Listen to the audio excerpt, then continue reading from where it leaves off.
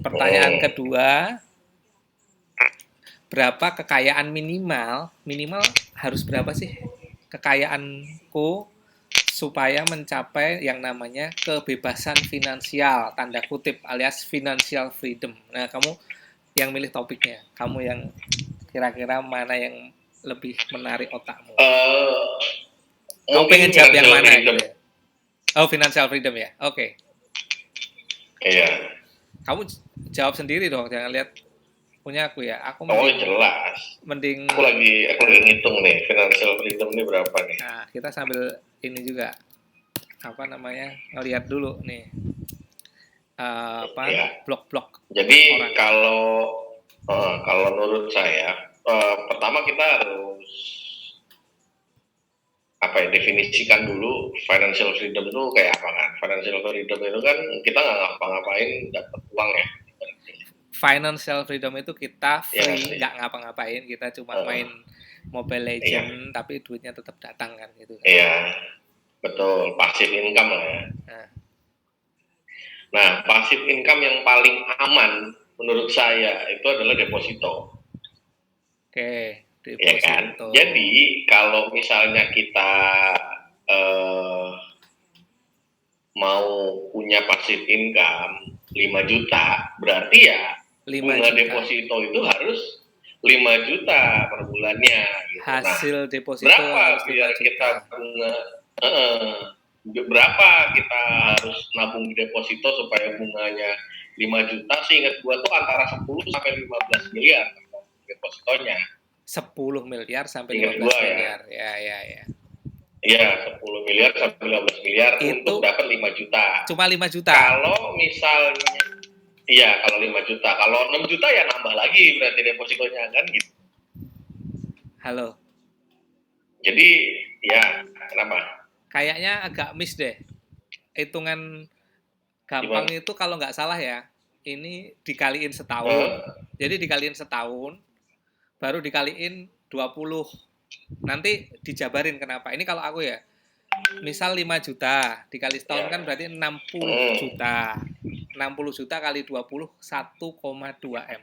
Berarti kalau pengen dapat 5 juta sebulan aja itu cukup sekitar 1 sampai 1,5 M lah atau 1 sampai 2 M. Kan kamu tadi bilang 10 sampai 15 miliar.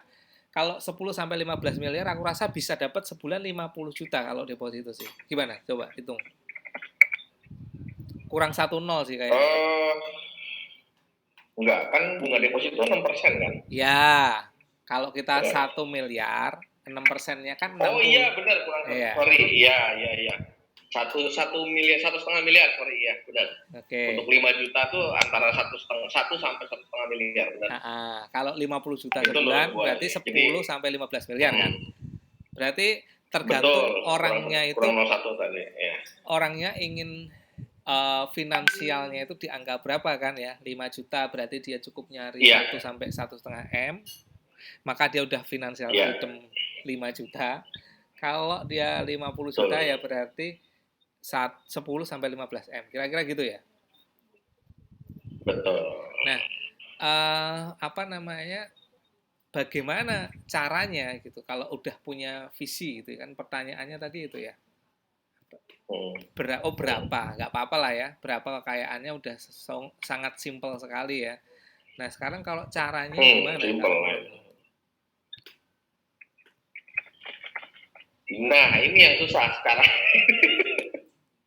kalau kalau kita gajinya anggaplah 1,26 miliar ya. Berapa? Pengen dicapai 1,26 miliar misalnya. Kita Kalau kita agak-agak pengen realistis lah ya. Kan katamu pendapatan rata-rata berapa sih? 10. Maksudnya yang udah bisa buat hidup di Indonesia ini berapa sih sebulan?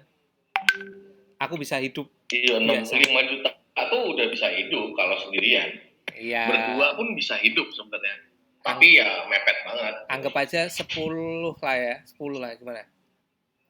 Kalau 10 juta berarti sekitar Kaliin 2 aja. 2,5 miliar ya. Ya, 2 sampai 3. Ya 2,5 miliar. Oke, Itu bisa terkumpul kalau sebulan sejuta itu 2.500 bulan. Berarti sekitar 210 tahun. Jadi nggak mungkin kalau 1 juta doang sebulan tuh nggak mungkin gitu. Nah, jadi intinya gini berarti kan, orang yang penghasilannya itu 10 juta sebulan, pengen pensiun dengan passive income 10 juta sebulan tuh hampir impossible kan gitu kan. Impossible banget ya. Jadi ulangi lagi nih, 10 penghasilan 10 juta, pengen pensiun atau pengen financial freedom passive income-nya dapatnya 10 juta juga, mulai dari nol ya, nggak ada modal dari warisan ya. Ya. Itu impossible Ya, kan gitu ya. kan ya. Impossible karena kalau misalnya kita savingnya 10% satu bulan itu butuh 2.500 bulan. Ya. Sekitar 210 tahun. Itu gimana caranya? Nah, ini sambil aku tayangin nih ya. Kan kita ada screen sharing nih. Kamu kelihatan kan screenku kan? Kita bisa kelihatan langsung kok di sini. Nih ya, kita anggap aja ini rupiah kan. Penghasilan 10 juta ya. Kebanyakan angkanya. Hilangnya aja lah, 10.000 lah ya. Tapi 10 juta sebulan, berarti dalam setahun dia 120 juta lah ya. Oke ya. Kemudian dia sebulan menghabiskan 5 juta gitu ya. Bisa nyimpen 5 juta gitu misalnya. 5 juta kali sebulan kan 60 juta. 5 juta kali 10 bulan. Sehingga nyimpennya 60 juta juga. Ya kan? Aku gaji 10 juta, nyimpen 5 juta, habis 5 juta. 50% aku simpen gitu ya. Terus portofolio saat ini 0 karena nggak punya warisan atau apalah ya. Gedein tulisannya dikit. Kelihatan nggak sih tulisannya? Kelihatan. Nah, ternyata kalau aku berhasil ya nyimpen 50% dari penghasilanku, 16 tahun bisa. 16 tahun ya, bisa retire. Tapi retire dengan syarat tadi, retire atau financial freedom dengan passive income-nya sebulan 5 juta loh ya. Bukan 10 tuh ya. Nah, kalau kita 10 juta pengen 10 juga itu agak-agak susah ya. Tapi mungkin kita harus menurunkan ke ya udah nanti aku begitu financial freedom 5 juta aja gitu. Kamu sendiri planningmu terhadap hal ini gimana? Maksudnya realita gitu. Realita kamu gimana? Realitanya saving 50% dari gaji itu berat banget, terutama kalau di Jakarta ya. Coba kita bikin saving rate-nya 10% coba yuk. Kalau saving rate 10% berarti orang cuma bisa nge-save 1 juta gitu kan ibarat kata kan. Iya. Nah, nih. Cuma 12 juta setahun, pengeluarannya 9 juta setahun. 50 tahun, Bos. Ya, coba. Nah, itu rata-rata seumuran gua, ya begitu. Savingnya ini kalau gaji ini gaji gua buka aja ya, gaji gua saat ini 10.600.000. Saving rate gua tuh paling 10% udah hebat gitu. Karena kita memang expense-nya banyak ya.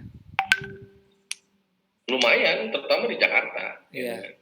Dan apa ya, memang ini bisa dan kalau apalagi ini saya termasuknya ini ya top 20% lah kalau kita pakai bracket nasional gitu kan. Gimana kalau cuma dapat gaji 5 juta sebulan gitu. Saving rate cuma kalau 10% juga ya cuma 500.000, bisa 100 tahun gitu kan.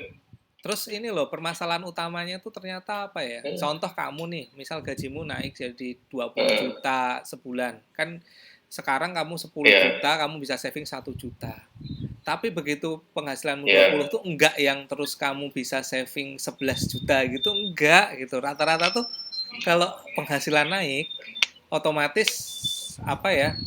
Penghasilan naik, kebutuhan kita tuh kayak pengeluaran kita ya naik juga gitu kan. Jadi memang itu manusiawi. Yang menyusahkan dari hal ini tuh itu. Ini karena kita waktu masih gaji sekarang ini pun udah ada cita-cita kalau nanti pendapatanku bertambah, aku mau beli ini aku mau gini Itu sih. Jadi misalnya aku nih sekarang 10 juta. nggak ada tuh nanti kalau 20 juta aku saving 11, enggak, tapi pikirannya nanti kalau 20 juta aku beli rumah lah gitu kan. Jadi kita ibarat kata kalau financial freedom ini hal yang banyak diomongin tapi berat banget untuk dilaksanakan gitu. Iya, karena juga kayak gue sekarang nih, gue kontrakannya jelek. Iya. Gue cuma punya motor. Gue juga butuh tabungan untuk yang nanti akan dipakai lagi untuk kursus yang gue waktu itu ceritakan kemarin. Iya. Jadi saving rate-nya mungkin nggak akan naik jauh gitu dari 10% jadi 12% mungkin gitu kan. Iya. Atau bahkan turun jadi 8% gitu kan. Aku rasa gini lah ya, mungkin karena apa namanya, contoh misal nih, aku sekarang tiba-tiba punya uang 1 miliar atau 2 miliar, terus bisa mendapatkan 5 juta sebulan pun ya, aku nggak akan yang nge-free dalam artian, oh udahlah nggak usah kerja, udah dapat 5 juta ini, ya kan? Maksudnya kayak 5 juta pun itu nggak cukup gitu kan, sehingga ujung-ujungnya ya nggak free gitu loh. Tetap akan kerja gitu loh. Punya saving 1 sampai 2 M pun kita taruh dapat 5 juta sebulan tuh kayak tetap belum free gitu karena itu nggak cukup. Kita coba lihat jawabanku bentar ya. Mana sih? Nah, kalau aku memang mendekati angkamu tadi lah ya 10 sampai 15 atau 12 M karena apa? Kalau segitu itu dapat bukan 5 juta sebulan, tapi 50 juta sebulan.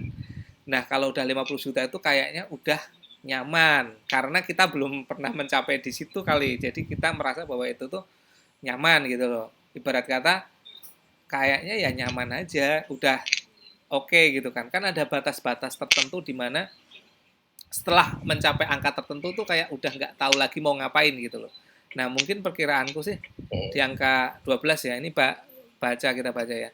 Angka ini sudah saya hitung karena bisa menghasilkan 50 juta. 50 juta ini termasuk udah daya belinya itu purchasing power-nya tinggi.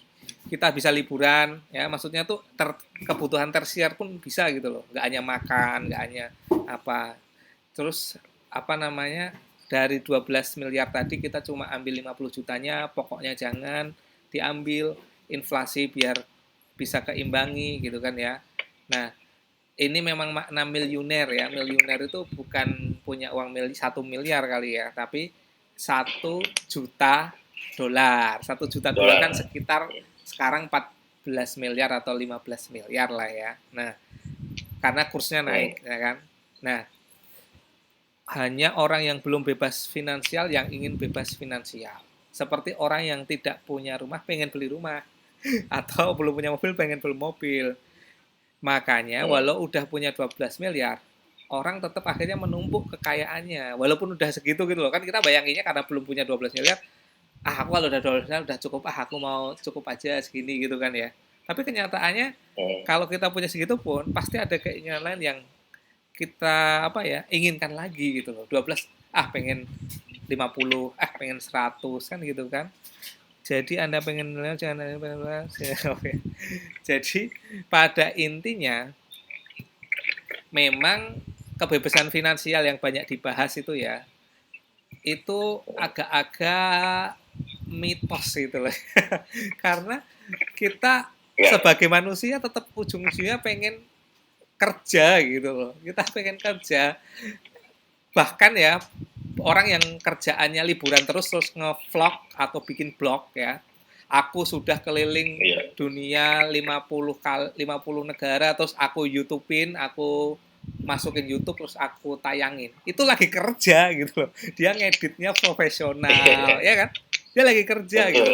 Dia kerja bikin liputan tentang liburan gitu loh. Kecuali kalau liburannya kayak Wawan ya.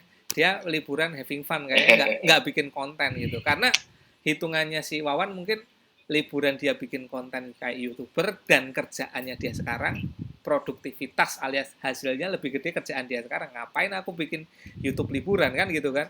Jadi dia liburan benar-benar buat seneng-seneng gitu kan. Nah, jadi